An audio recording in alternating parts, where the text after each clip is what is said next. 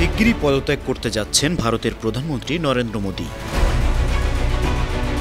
রাজনীতি থেকে অবসর নেওয়ারও পরিকল্পনা রয়েছে ৭৪ বছর বয়সী এই রাজনীতিবিদের।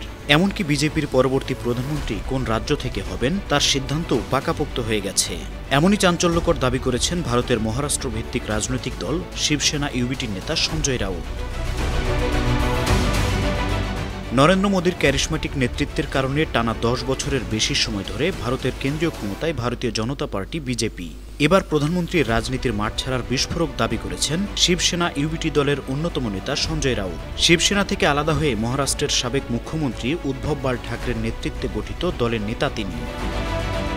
হিন্দুস্তান টাইমস জানিয়েছে, রাউতের দাবি প্রধানমন্ত্রী নরেন্দ্র মোদী সেপ্টেম্বরে অবসর নেওয়ার পরিকল্পনা করছেন।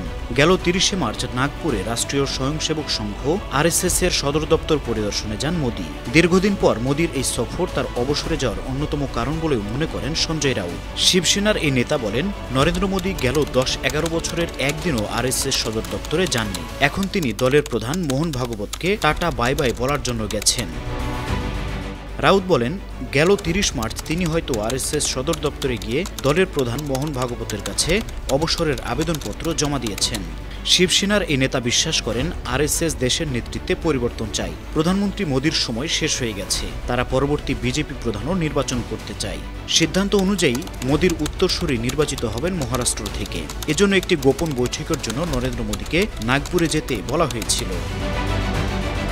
রাউতের এসব দাবি নিয়ে তোলপাড় শুরু হয়ে গেছে ভারতের রাজনীতিতে। বিষয়টি এখন টক অব দ্য কান্ট্রিতে পরিণত হয়েছে। নড়েচড়ে বসছেন ক্ষমতাসীন ও বিরোধী দলের রাজনীতিবিদরা, দিচ্ছেন পাল্টাপাল্টি বিবৃতি।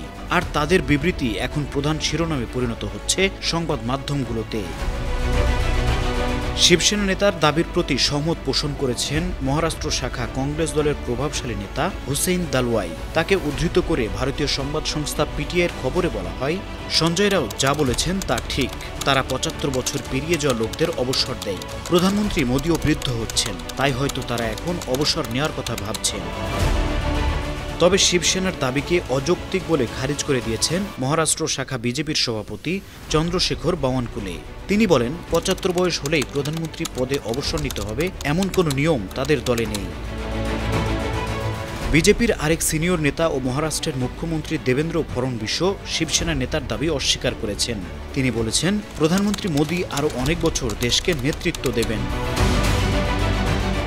আন্তর্জাতিক ডেস্ক ৫২ টিভি।